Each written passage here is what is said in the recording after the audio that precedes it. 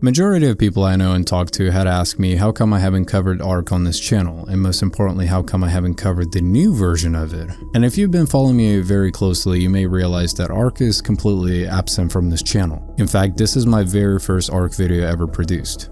And here's where I stand with the game currently.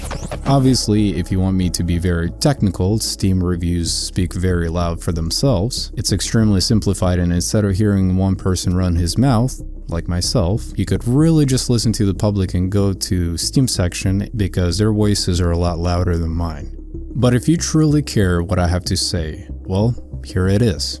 If I was pushed towards a brick wall and had to give you a solid answer as to why I've been simply avoiding Ark Survival Evolved on this channel, I'd say for one, it would be extremely poor performance, or other terms, optimization. Obviously, I'm going to focus on the new version of Ark because it's relevant, but I will also refer to the older version as well, simply because the same mistakes were made. These guys can't seem to learn from their previous mistakes and they get burned by the same flame twice. Whether we like it or not.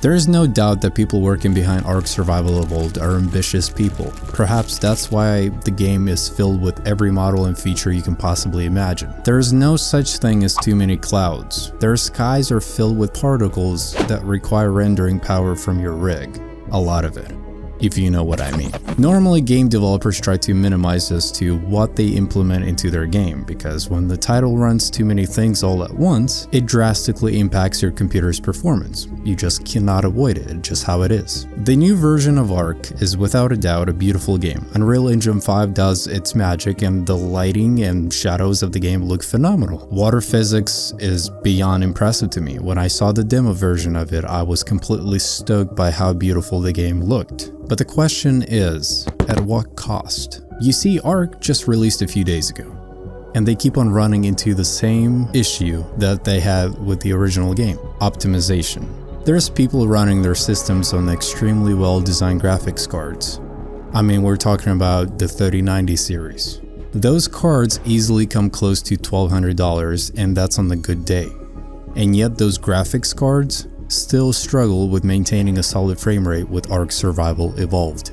I read somewhere online that somebody was playing on 3080 Ti on low settings and its frame would jump between 50 and 35. Now, mind you, on average people play using between 3060 and 3080 Ti. Does it now make sense to you as to why the console version was pushed back?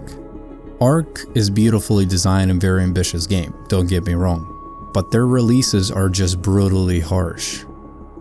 I never pre-ordered the game or even had it on my wish list. I knew that once the game finally drops, I will have to probably wait another year maybe, until it gets to a solid state.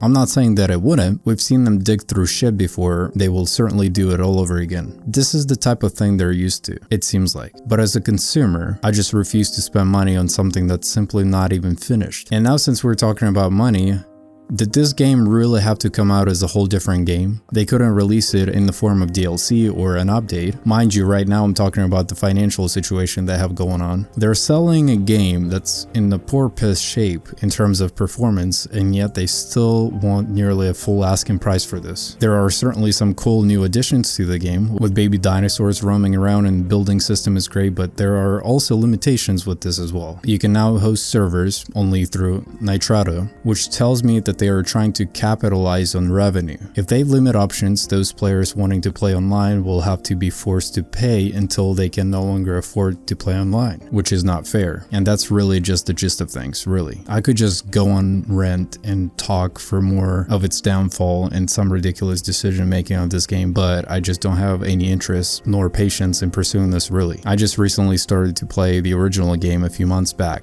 Now, when did the game come out? Does that ring any bells to you? I hope I make sense to you. This was your boy Roos, and I'm out. Goodbye.